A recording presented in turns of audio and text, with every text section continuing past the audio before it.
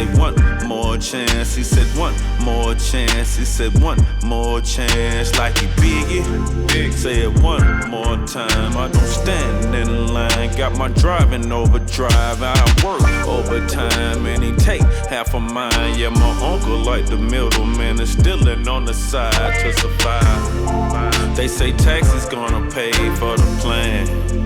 I think Sam taking grams out the bag.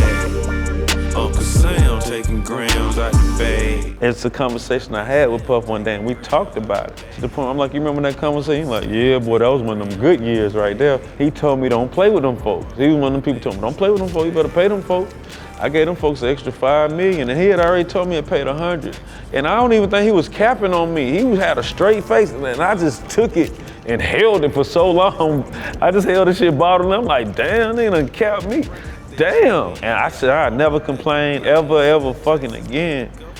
Ever. If somebody gotta pay them folks $100 million. So that's how the story ended the project. I wanted to teach on this album, but I wanted to teach in a cool way. I ain't want to be too preachy. I ain't want to bore nobody. I wanted to be fun, you know what I mean, and conceptual. So when I named it Sam, I'm letting them know, oh, Sam, and I mix it with some trap lingo by taking grams out the bag. And so a lot of my ground zero hustlers is really like right on the front line. They can relate to that. If the work coming up short and blah, blah, blah, and they taxing.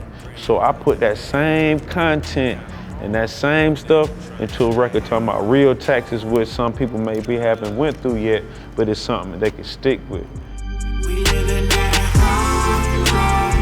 And I flipped that high life. People thought I was talking about getting high. No, I'm talking about, hey, when you start getting them millions, Sam be want half of that. Everything on the album, true, every single thing on the album is fact.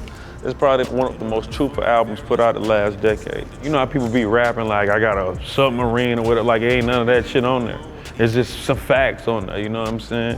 I wanted to lead a project on a soulful teaching type of vibe. It just kind of summed up everything. It had a little drug connotation, had a little bit of information. It had a sample, it had the down south elements being from UGK. It was the right outro for me. I want 37% of that. Which is almost 40%, which is almost 50%. I remember, I've been in the game a long time, so I knew a lot of people